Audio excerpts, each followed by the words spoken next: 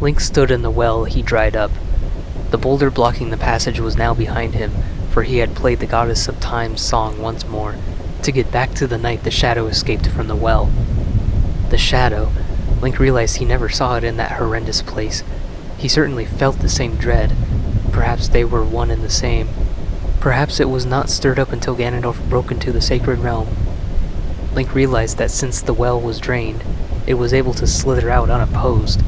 He briefly felt a bit of guilt for that, for he was the one who drained it. He was also the one who took the lens of truth from its resting place. Perhaps this was a factor in the awakening of the Shadow Spirit. At the very least, he prevented anybody from using it to enter the Shadow Temple for 7 years, for it did not exist. That was why Sheik said there was no way to get to Impa. But did he know it would resurface? Did Sheik cause the cave-in to try and keep the shadow sealed in there when it returned? Now that the temple could be accessed, it was time to help Impa.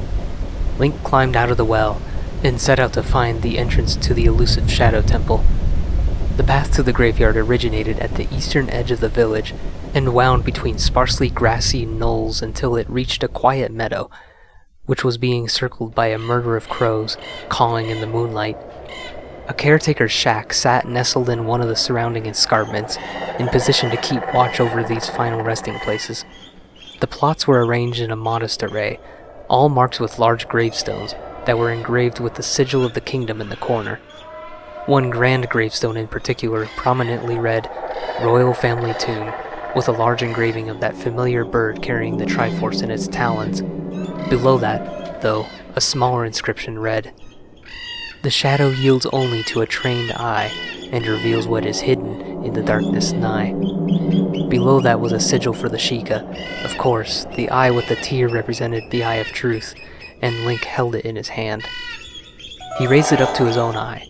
Behind the large tombstone, in the hillside just beyond it, was an opening to a cave-like chamber. A lightning crack preceded another round of rain as Link walked over to it. The cavernous room, filled with a cluster of torches, was adorned with the Eye of Truth on the wall in front, and a triangle with 3 circles on a familiar hexagonal slab in the center of the floor. Link once again peeked through the mystical-looking glass for a hint at the entrance. It was as if his arrival was awaited. The torches all flared up simultaneously, lighting up the walls with fantastical flickers of orange. The wall with the eye slid upward, proving to be a door to a dark passage into the Shadow Temple. Link wondered where Impa could be in there. If the insurrectionist leader was held deep in the temple, then she was probably there too.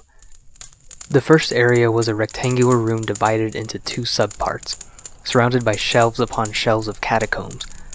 The first boasted a statue of a demonic condor perched atop a 6-sided pilaster, its expansive wings spread wide, plus a set of horns matching its sharp beak.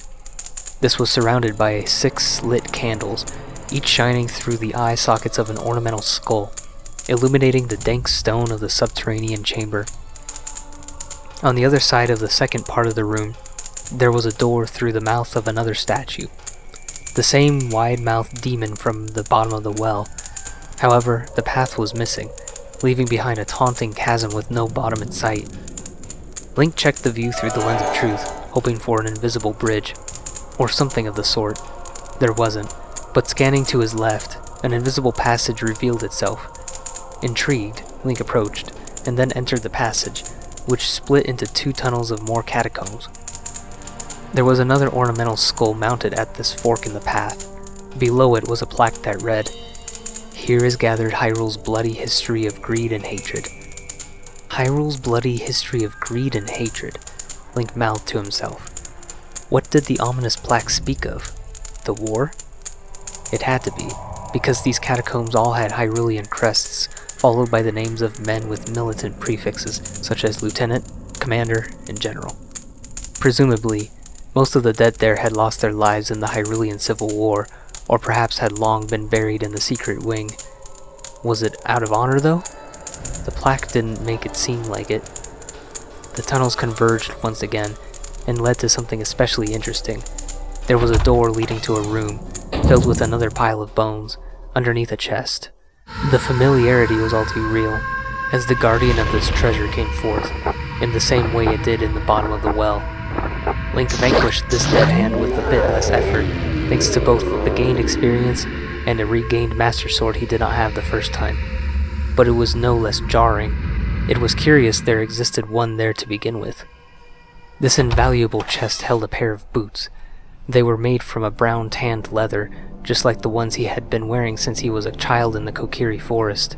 But the soles of this pair were of gilded bronze, adorned with small ornaments of miniature wings branching off the ankles of each. "Link, I think you found something that will get you across the chasm," Navi announced, with in mind what she thought he had uncovered. He slid them on, ditching his childhood pair. Wearing them felt incredible, as they not only fit his adult feet better, they made him feel super light. "You can't mean, Navi," Link suspected what she meant.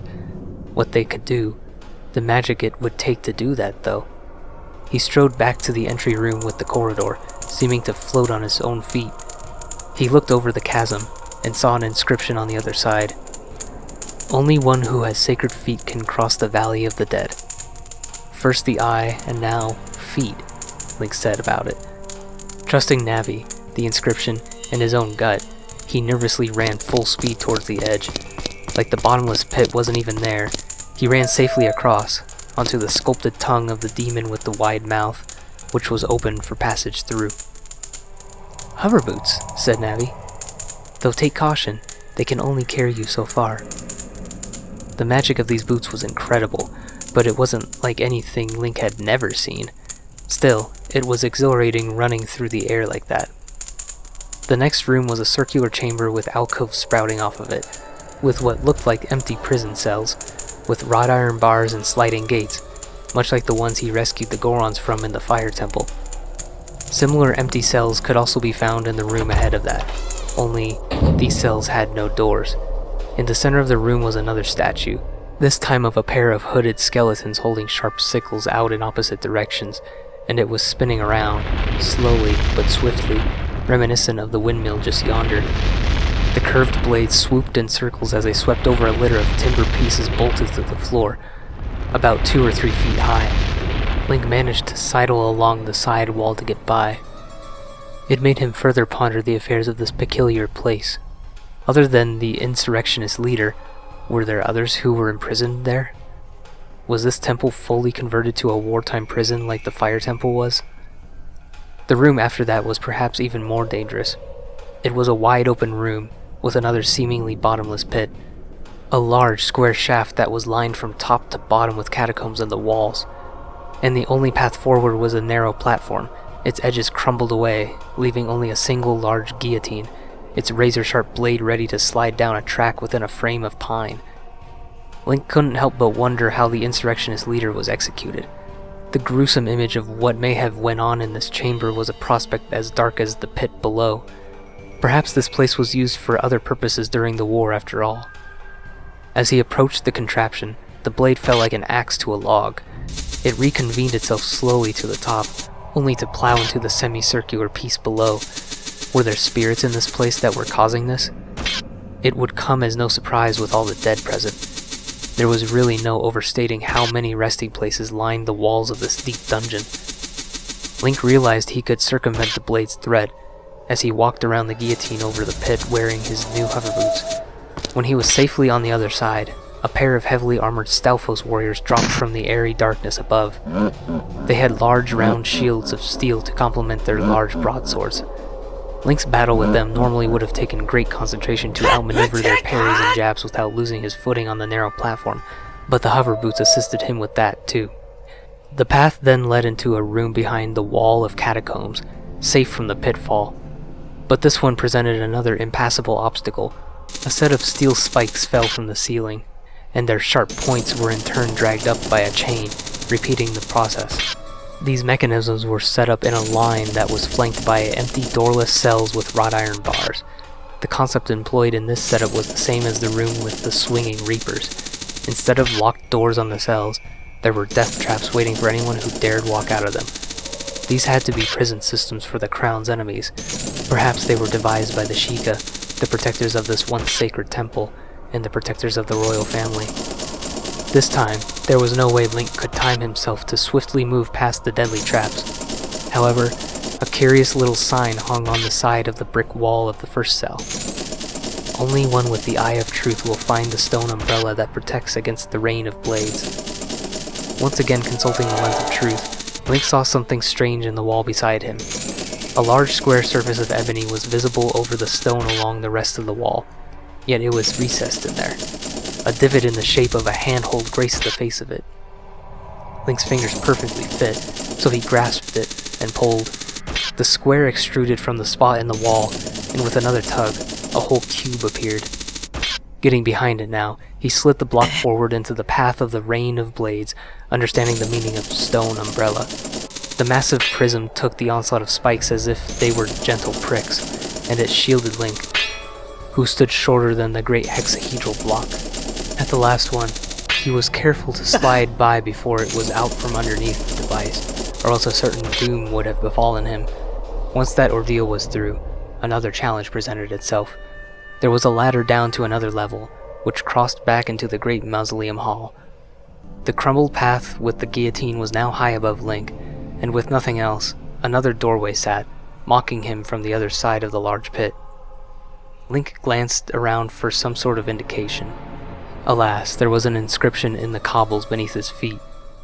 What is hidden in the darkness, tricks full of ill will, you can't see the way forward. It was indirect, merely pointing out what he already knew. In a cryptic way, it was clear.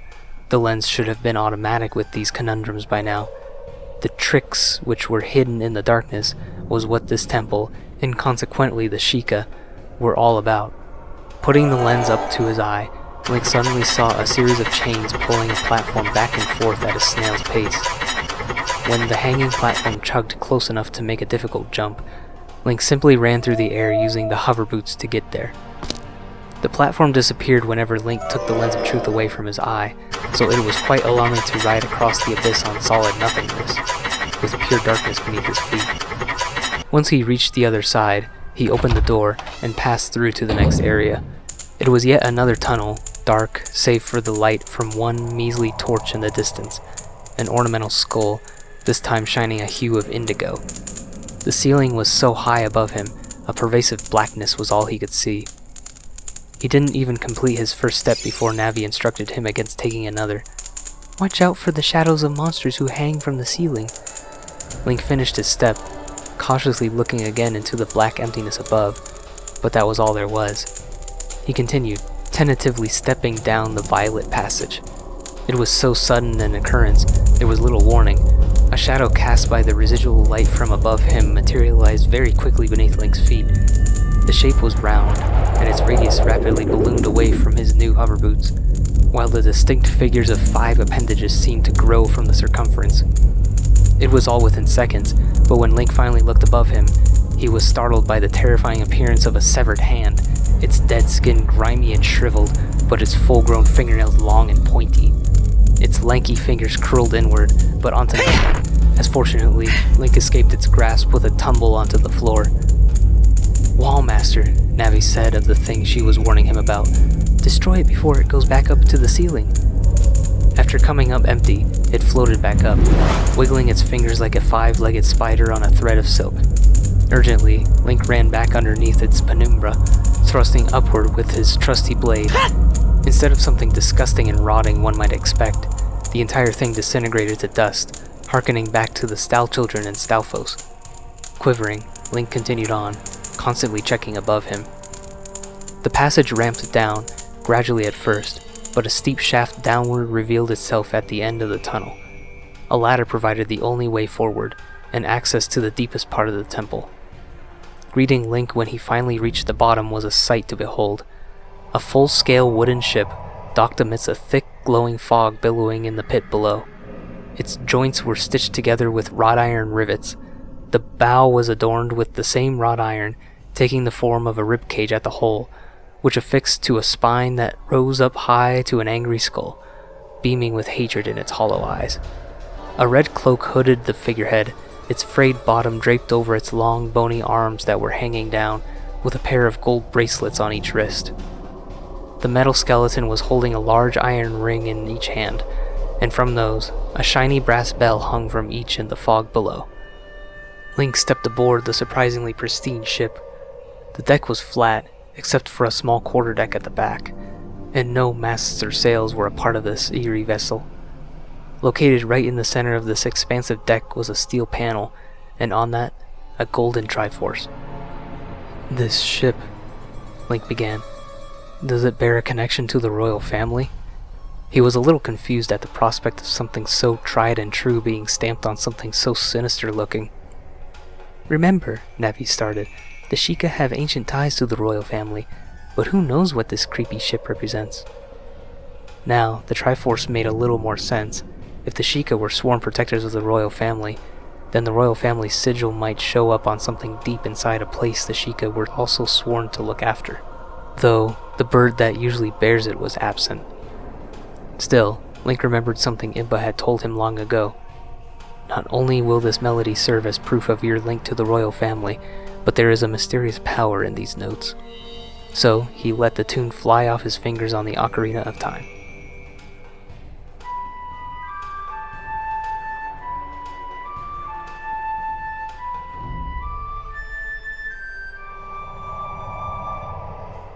A long pause ensued, making him wonder if that was the correct course of action. But eventually, a large gong rang throughout the cavernous area, followed by another. The sonorous ringing was coming from the front of the great ship. It was the brass bells hanging off the hull. The bells rang one after the other in deliberate succession, like a slow, looming march. Link stumbled as the vessel quaked, and the ship began to move, drifting forward into the fog, whose expanse seemed endless down there in the bowels of the Shadow Temple. Soon, the platform the ship was docked at disappeared behind Link and the ship, and the latter led the former across the sea of fog, all the while declaring its voyage with the chimes of its bells. Link somehow felt relaxed. This part of the temple was very serene compared to the sights of the previous sections. "Link!" Navi finally yelled after a while.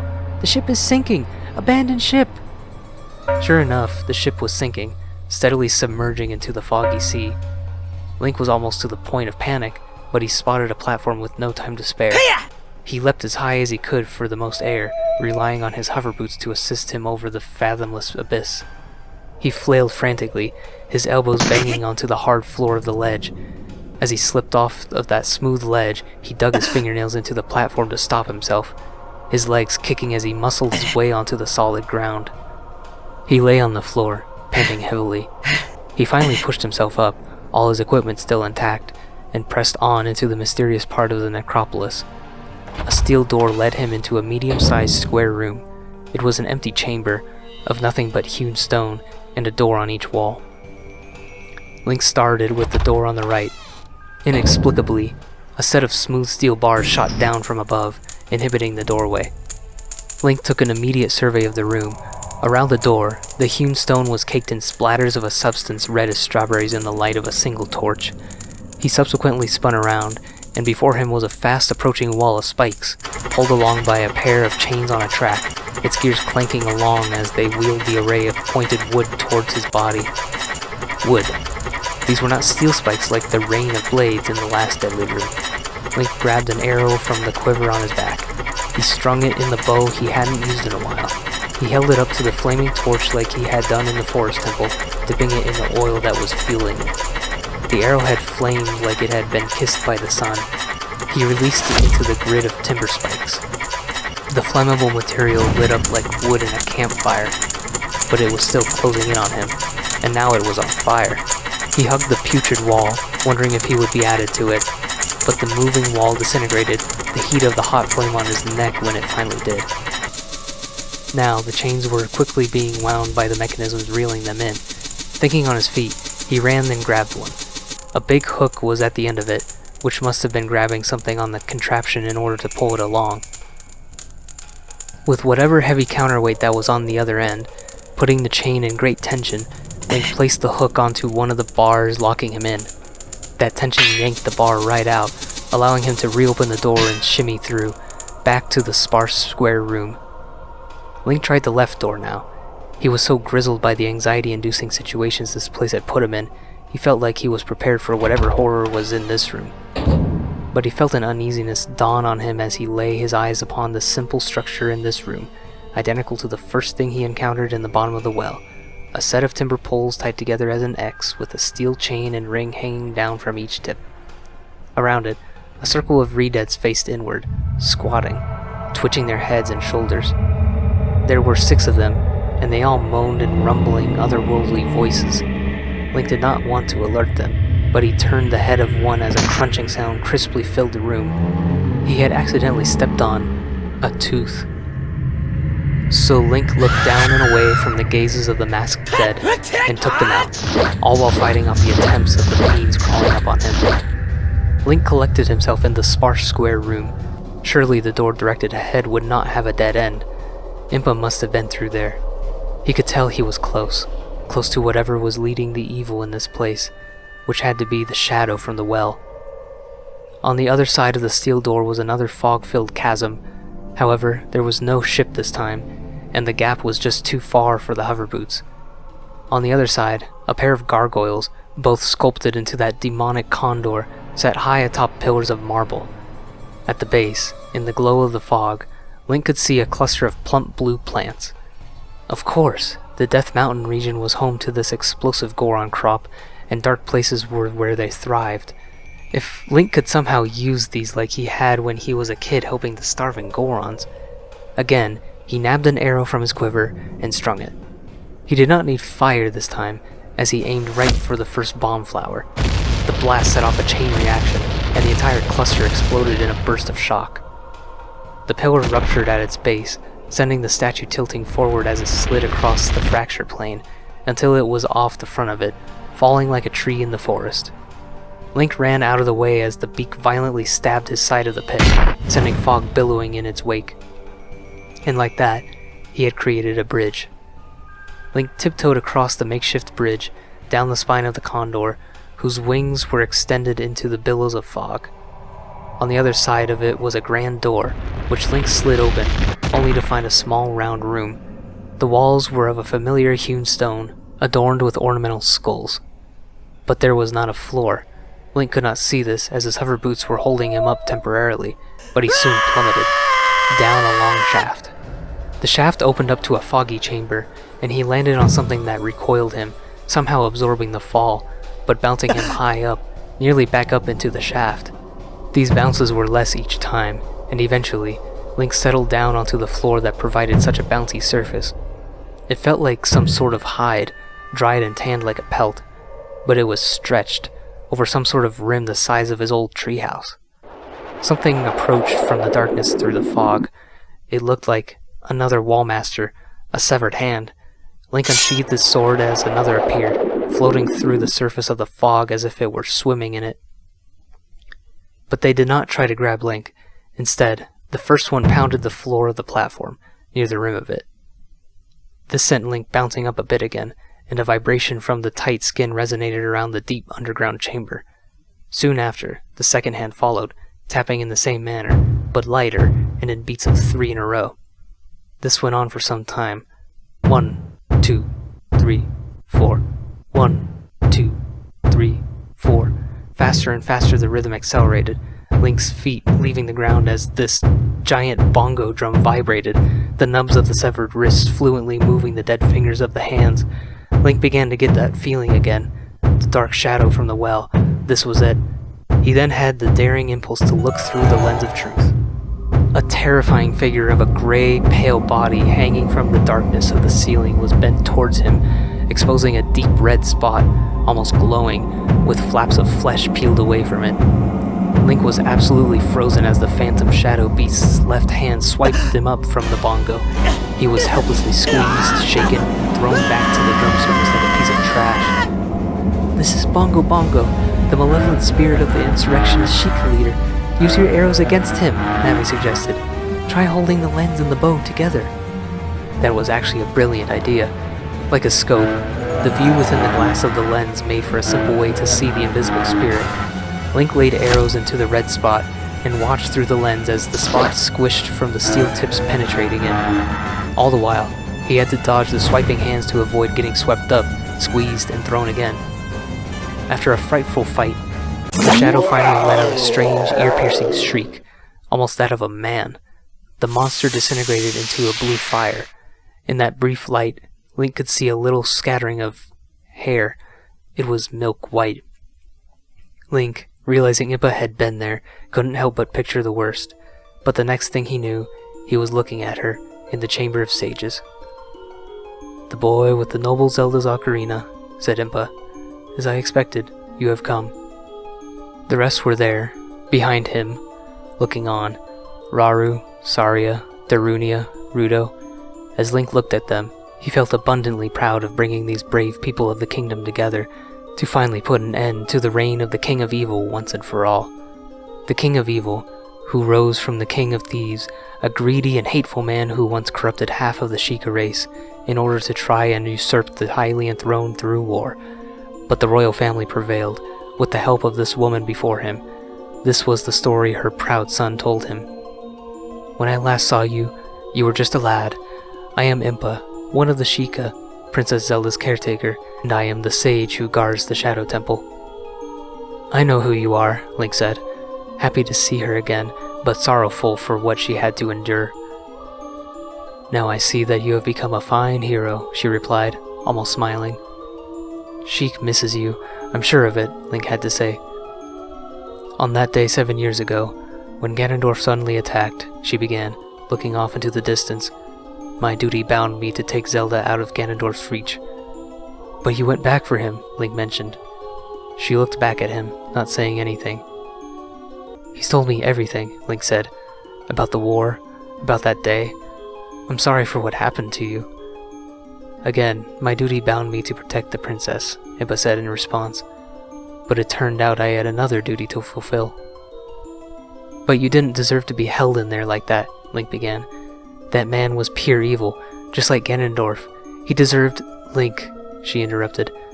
"Remember that war is never as simple as us versus them." It was the phrase Sheik said she taught to him. She looked down at her feet, almost in shame. Link wondered what made her do that. Was it the execution of the insurrectionist? Doing that was probably rough, but the insurrectionist had killed, no doubt. "Here is gathered Hyrule's bloody history of greed and hatred," Link quoted. "The victims of the war Ganondorf started were laid to rest in the Shadow Temple, weren't they?" "In a war, good people die on both sides," she imparted, "and there are things one must do, even though it may seem like they shouldn't. War is never as simple as us versus them." Link chewed on that for a while, trying to digest it. What things was she referring to? "Soon you'll meet Princess Zelda face to face, and she will explain everything." "Zelda?" Link pricked up. The prospect of her being alive was still real. So then, was Rudo right? "That is when we, the 6 sages, will seal up the evil king and return peace to Hyrule." 6? Link was confused. "What about the 7th? "The princess will explain everything," she repeated. "But right now, just one more temple remains." The brilliant white of the Chamber of Sages was starting to fade. "Wait!" Link was left with more questions than answers. "Please look out for the princess," she implored, before completely fading away. Link awoke outside the Shadow Temple, in the middle of the cluster of torches, on that slab. It was still raining outside the Shadow Temple entrance. Meanwhile, Link was reeling from the insistence that Zelda was still alive. But where was she then?